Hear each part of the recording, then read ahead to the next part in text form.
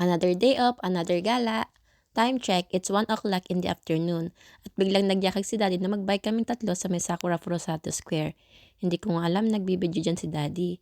Kahit walang ligo ay hayain na at mapagpapawisan lang din naman. Paglabas nga namin ng bahay ay kahangin pero dahil napaulot na, ay siya ibigay ang hilig na walang ligalig. Kung ikay Batanggenyo ay alam mo ang kasabihang iyan. At siya ay napapaloot na, nakarating na nga kami at parang ayaw makiayo ng hangin sa sobrang lakas. Grabing lakas ng hangin.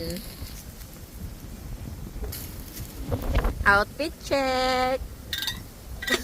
Buti na lang sadya't nagkasya ang aming mga bike sa loob ng sasakyan. Parang ayaw makiayo ng hangin sa sobrang lakas.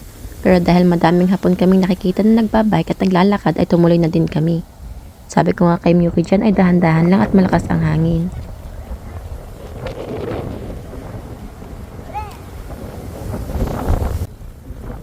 Sobrang nakaka-proud nga itong si Miyuki at dinaig pa akong tumimbang sa bike. Sa tanda ko nang ito ay pagewang-gewang pa din ako pag nahangin. Buti na lang at electric yung gamit eh.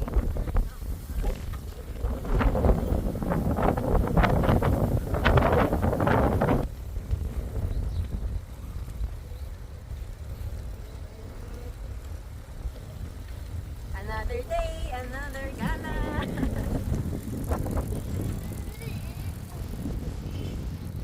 Welcome to Romero's No Wonder.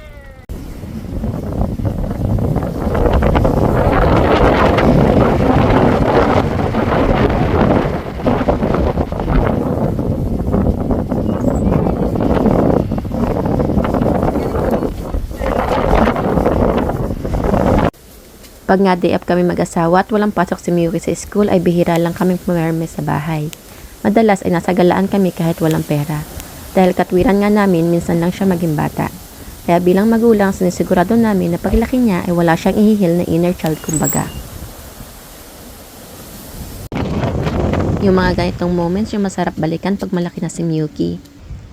Kaya habang bata pa siya, sinusulit namin mag-asawa yung oras na meron kami para sa kanya. Dahil bawat ngiti at tawa niya ay malaking bagay sa amin para magpatuloy at mangarap para sa pamilya. Pahinga nga muna nga ni at pagkatapos magbike ay syempre hindi mawawala ang ice cream kahit malamig ang panahon. Bakit nga bagay ito? At ito nga si Miyuki ay nabudol ang kanyang daddy. Sabi ay titingin lang ay pagtingin ko may hawak ng tinapay. O siya, hanggang dito na lang. Thank you sa panonood. Please follow, like, and share. Bye! Tamang merienda lang.